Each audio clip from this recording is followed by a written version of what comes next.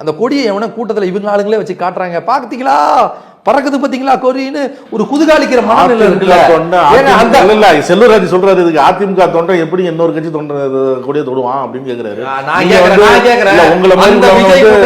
அந்த விஜய் கூட்டத்துல விஜய் முதல்ல விமர்சிச்சதே எடப்பாடி பழனிசாமி தான்.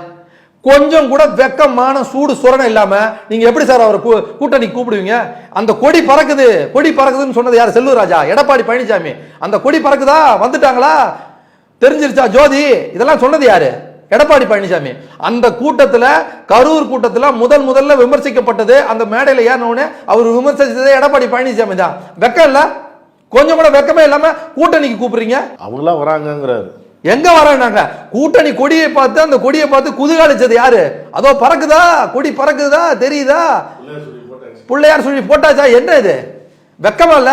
உங்களை அவ்வளவு விமர்சனம் இருக்காங்க. அந்த விமர்சனத்தெல்லாம் தூக்கி வச்சுட்டு உங்க கட்சியை விமர்சிச்சிருக்காங்க, உங்களை விமர்சிச்சிருக்காங்க. அதெல்லாம் எதை பத்தியும் கவலைப்படாம கொடி பறக்கிறத பார்த்து சந்தோஷப்படுற எடப்பாடியை என்ன சொல்றது? இப்ப இந்த சிபிஐக்கு மாற்றப்பட்டது திமுக அரசுக்கு பெரிய பின்னடைவு அப்படின்னு சொல்றாங்க. அதாவது சிபிஐக்கு மாற்றப்பட்ட வழக்கு என்பது இந்த 3 பேர் தொடுத்த வழக்கின் பேரில் தான் அது இப்போ இந்த தீர்ப்பு வந்திருக்கு. சிபிஐக்கு தாவேகா கேட்கலன்றது தான் அவங்களுடைய பெட்டிஷன். நல்லா புரிஞ்சுக்கோங்க, அவர்களுடைய பெட்டிஷனில் அவங்க சிபிஐ கேட்கல. அவர் வெளியில் வந்து நான் கேட்கல, அவர் கோர்ட் மானிட்டர்டு கமிட்டி தான் நான் கேட்டதா சொல்கிறாங்க.